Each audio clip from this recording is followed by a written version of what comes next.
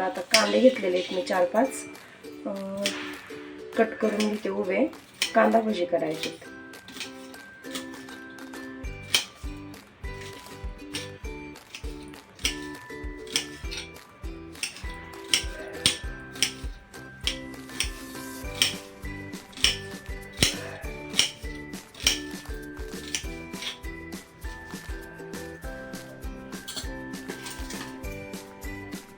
तर हे पहा, कांदे मी 4-5 घेतले होते, ते कट करून घेतले. तर त्याच्या आता आहेत ना आपल्याला ह्या अशा एकदम वेगळ्या वेगळ्या पाकळ्या करायच्या आहेत. आणि नंतर मग त्याच्यावरती मीठ, थोडीशी धना पावडर, थोडी जिरा पावडर ते टाकून लाल तिखटच टाकून आपण हे मळून घेणार आहे भज्याचं, कांदा भज्यासाठी.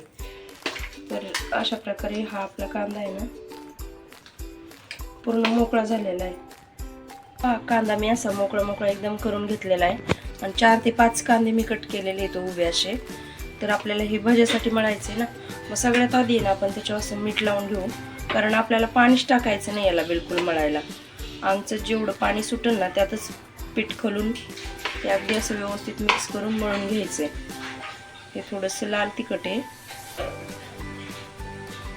आणि हे जिरा पावडर आहे, थोडासा हिंग, आणि हे ओवा मी हातावरती असं हे करून घेतलेला आहे.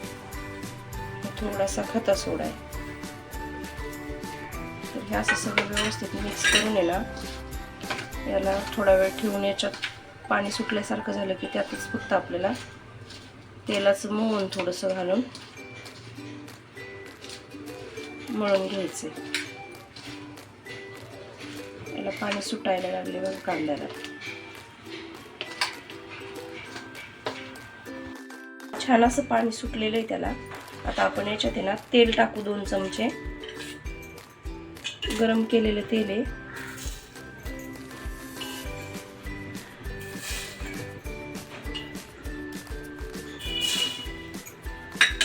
आणि यातच आपल्याला आता लगेच बेसन पीठ मळून घ्यायचंय. जसं लागेल तसं अगदी थोडं करत घालून आहे ना मळून घ्यायचंय.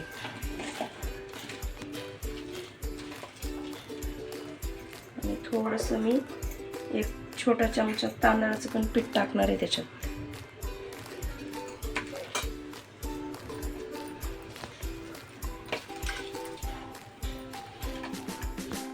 हे पहा, आपण आता ते भजे सोडून घेऊ. तेल तापलेलं आहे अगदी छान असं.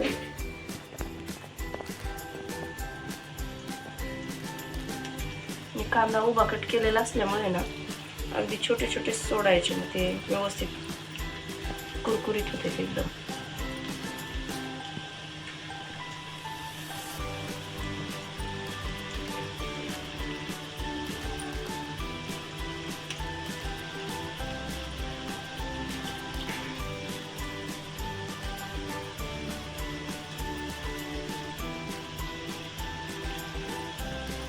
आपण हलवून घेऊ, कारण खालची पहिली सोडलेली लाल झाली.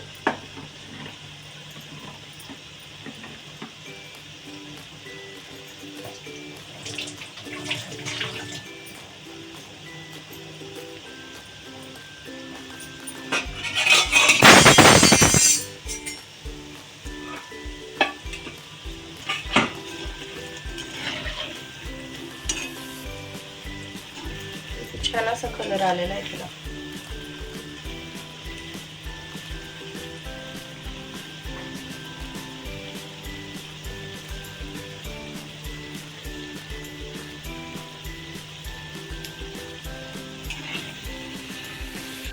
हे पहा, छान असे भजे आपले तळून झालेले आहेत, काढून घ्यायचे.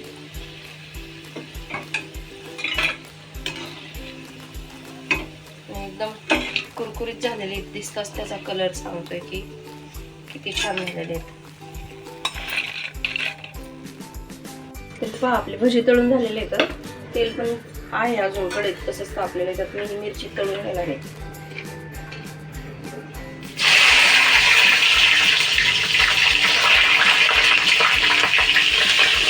मधून केलेले असल्यामुळे, फोडलेले असल्यामुळे मिरची जास्त उडत नाही, पण आखी मिरची टाकली तर उडण्याची शक्यता असते.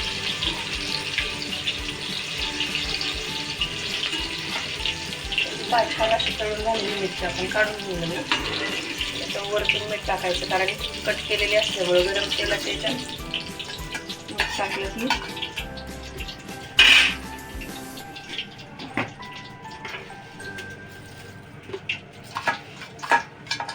की छान असं मीठ पण लागतं. आपण आहे ना भजी तळून घेतली होती आणि आता ती कढई तशीच वरती येतं. याच्यात आपल्याला शिमला मिरची पण तळून घ्यायची.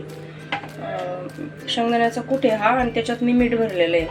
आणि अशा प्रकारे याच्यात ह्या शिमला मिरची एक एक करून याच्यात भरून ते आपल्याला तेलामध्ये तळून घ्यायच्यात कढईत अगदी छान अशा. आणि चपाती, भजे आणि आमरस मी बनवणार आहे, त्याच्याबरोबर ही शिमला मिरची पण खायला छान लागते. आणि तिखटवाली थोडीशी, म्हणजे तिखटवाली सुद्धा मी थोडीशी मिरची तळून घेतलेली आहे.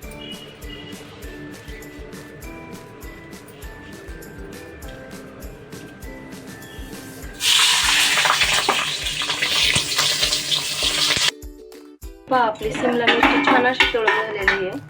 ती आपल्याला आता काढून घ्यायची. एकदम छान अशा मऊ शिजल्यासारख्या झालेल्या आहेत तेलामध्ये त्या.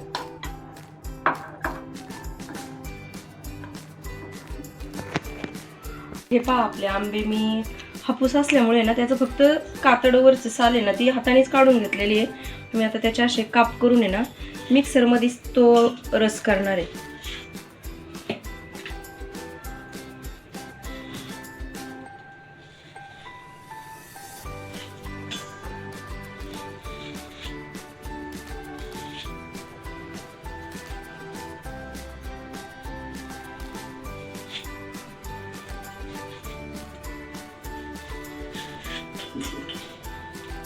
हे काप केलेले आंब्याचे मी मिक्सरच्या भांड्यात अशा प्रकारे टाकून घेते आणि थोडे थोडे करून आपल्याला सगळं मिक्सरला हा आमरस तयार करून घ्यायचा. तर हा आमरस आपला तयार झालेला आहे. मी मिक्सरलाच पूर्ण करून घेतलेला आहे आमरस. तर रेडी आहे आपला आमरस आता खाण्यासाठी. हे पीठ मळलेलं आहे चपातीसाठी आणि चपात्या करायच्यात आपल्याला.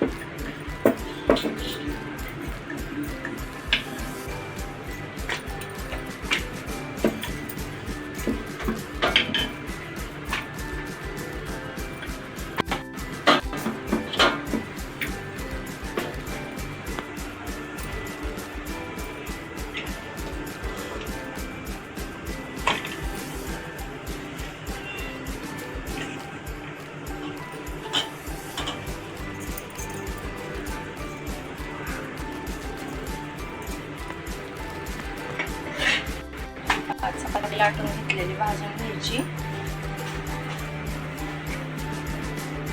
चपाती भाजली की दादूला जेवायला द्यायचे.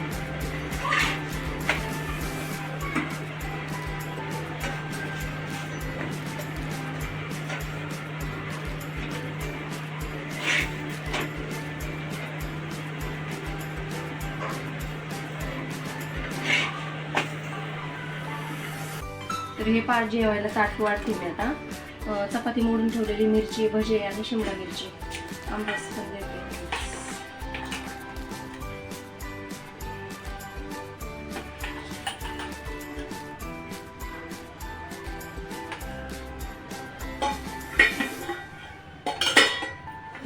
अशा प्रकारे तयार झालेले जेवण.